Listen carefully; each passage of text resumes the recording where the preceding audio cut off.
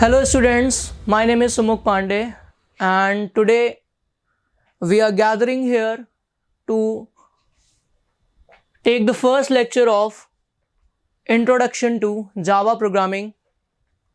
So now if we talk about overview of Java, okay. So the first point that is mentioned over there in slides is a high level class-based object-oriented programming language. So now, if we talk about high-level class-based object-oriented programming language. So what is the first meaning of high-level language?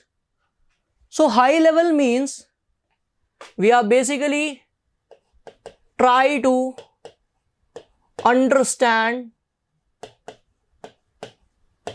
the user or programmer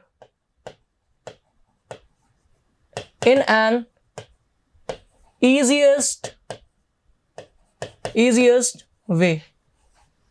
This is the meaning of high level language. There are some of the low level languages like assembly languages and machine languages that are not even much easier in comparison to high level language. Now if we talk about class based, means first thing that stuck in mind, like what is class? Class is a way to bind the data and member functions and core functionalities in Java. Okay. Second is object oriented programming language. What is the meaning of object oriented programming? Object oriented programming means we are basically having some of the objects having their classes objects. Objects is like objects are runtime entities that belong to real world. Like we have a chair, we have table, we have different things in all over the real world. So now if we talk about the second point, designed to have a few implementation dependencies as possible. Because Java is object-oriented programming as well as it is also a platform-independent language. So now if we talk about the platform-independent, means there are some few implementation dependencies. It means platform independence. What is the meaning of platform independence? Now if we talk about platform independence, so we are write code once and run anywhere. Means we are writing the code once and we run anywhere in any of the platform that we are using. Okay. Now if we talk about the third point, developed by Sun Microsystem in 1995, now owned by Oracle, means Java language is developed by Sun Microsystems in 1995 and now it is being purchased or owned by Oracle. Now if we talk about the next is the features of Java. Features of Java. This is second slide that we are using. Features of Java. Okay. So the first point here, platform independence. As we already told about this thing, platform independence, we run anywhere and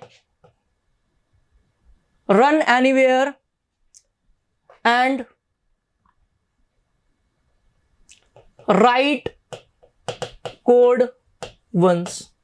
Okay. If we talk about the object-oriented programming, as we also told this thing, like objects are runtime entities that belong to real world. We have some of the key features in Java as well, like encapsulation, polymorphism, okay, and like platform independence. These are basically key features of Java. Now if we talk about multi-threading support, so now multi-threading is all about we are basically having the threads, we are running threads concurrently and perform execution perform execution in a single go. This is all about multi-threading in Java, and Java supports multi-threading environment. Next point is robust and secure. Robust means we are basically having some error handling mechanism. Error handling mechanism. This means we are using try, catch, finally. These are blocks that we are using to handle the errors in Java programming. Okay. Next one is distributed computing. Java supports client-server model architecture. What is the meaning of client-server model architecture? That means if we want to search something, we basically request the particular search, okay, and after that server respond exactly what we are requesting. So this is all about your distributed computing, or we can say that this is all about request and response mechanism. Okay, request and response mechanism. So these are my features of Java that we are using, like platform independence, object oriented programming, robust and secure, distributed computing and all. Okay. Now if we talk about the next thing is the role of the Java virtual machine. This is the most important topic that we are initiating when we initiating the Java as a programming language, right? So if we talk about the first point, ensures that Java is platform independent. Okay, means we write code once and run anywhere where we want or anywhere in the program. Even we are able to write the code in Notepad as well. Okay. Next one is executes the byte code regardless of the underlying platform. It means we are having the source code, and Java C compiler executes that source code and convert it into a byte code. Understand or not? Okay. Next one, handles memory management and garbage collection and exception handling. What is the meaning of memory management? Memory management is all about the object creation, that are not been or no longer required. When we create an object and we did not use that particular object, so memory management automatically requires or handle this scenario, and the object is automatically as a garbage. Okay, so it basically having to handle the memory management thing so that the object is created and the object is no longer available. So these are basically our memory management techniques. And if we talk about exception handling, so we are basically having try, catch and exception block, try, catch and finally block, where we basically having some errors like divide by conquer, like divide by zero error, and these are basically some handling mechanisms like index out of bound index and all. So these are basically my exception handling mechanism, right? Now these are basically some of the important points that we discussed today, and definitely hope so you are able to understand what is Java, what is the role of JVM, what are the key features of Java and all, right? So now next one is Java development environments and tools. So Java development environments, we have different platforms that we are using, like IDEs, like integrated development environment we use. Okay, we are using IntelliJ, IDEA, Eclipse, NetBeans. These are basically some of the platforms that are mentioned in the particular slides. ठीक है? right? Now, if we talk about the basic syntaxes of and structure of a Java program, okay? So first point is class declaration.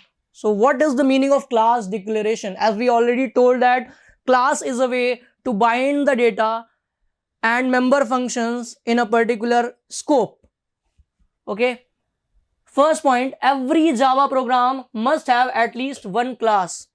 Means without class, Java program is not possible. Okay. Second is the syntax to declare a particular class is like this. We are defining as a public, as an access modifier that we are using, like public means that it is publicly available and it is accessible anywhere in the code. Okay. So this class is accessible in anywhere at a code level. So public class and what is the class name? Class name is like where, for example, you have a class name like university. For example, the class name is university. Okay, so these are basically the class declaration that we are talking about. If we talk about main method and statements, so what are the main method that we are using? Like one point in the code is entry point of any Java application. What is the entry point? What is the tracking point of that particular Java program? So now if we talk about syntaxes, so first point, public static void main string args. We are defining in this matter like public static void main string args like this. Okay. So these are basically my syntaxes. If we talk about statement inside the main method are executed. This is the main method that we are talking about. If we talk about public means it is accessible to anywhere in the function or in any member methods or even any code. Now if we talk about static is all about like there is no object creation or no instance of a class. Okay. If we talk about void means there is no return type of that particular thing. If we talk about main, it is the main method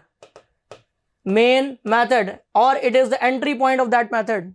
And we are having a string class. We are having a string class with their argument that we are passing about, like hello world is my arguments. We are printing hello world.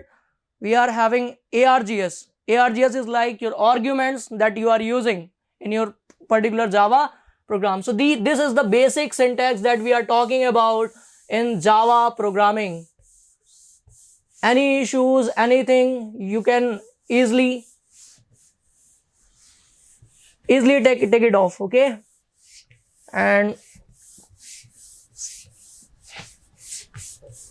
so these are the basic syntax and structure of a Java program. So now how to write a simple hello world program. This is the basic syntax that we are using, like public class and hello world. This is the class name. Okay. Because class name is whatever we are having in the real world scenario. Okay. And we are basically having no declaration or something that we only belong to a real world only. Okay. If we talk about public static void main, this is the main function that we are talking. It is an entry point that we are talking. Entry point of Java program. Entry point of Java program. Okay. So the output, when we are talking about the output, so we are taking about system.out.println. This is mainly a system.out.println, or we can say in a short form like SOPLN. Okay. It is a short form. We are directly print of line with ln of hello world. So this is the syntax, predefined syntax of what? Printing statements in Java. In Python, we are using only print statements. Okay. If we talk about C, so C is all about your printf statements. These are basically some predefined printing statement that we are using in different languages. Okay. So this is a simple Java Hello World program, and hope this video is good for you if you are a beginner. Okay, this is our lecture 1 that we are talking about, and we are basically having some advanced level scenarios in the future. Next one is understanding the structure of a program. Okay, so every Java program is wrapped inside a class, because at least one class is required to create any Java program. Okay, so every Java program is wrapped inside a class. We also gone through the previous slide, actually, class hello world, and then we are basically having the statements like print, like SOPL and all. Okay, so every Java program is wrapped only inside a class. Next one is class defines the blueprint for objects. Blueprint is all about the class definition. Class definition. Class defines the blueprint for object instances of a class. Means we have different objects in a class.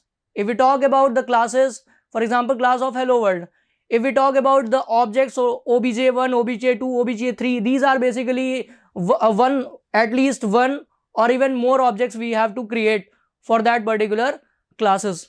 Okay, now if we talk about the syntaxes, so we are definitely defining public, class and hello world, and this is the body of the class that we define, whether it is a function or member methods or variables and all. Okay, so this is the structure of a Java program. Okay, next one is our references. So these are basically references that we are talking about. Effective Java by Joshua Bloss. Okay, Head First Java by Kathy Shira. So basically these are the books or reference books for deep understanding of core Java. And last one is most important, like Java the Complete Reference book, that are mostly preferable for core Java developers that we are talking about. Now thank you so much.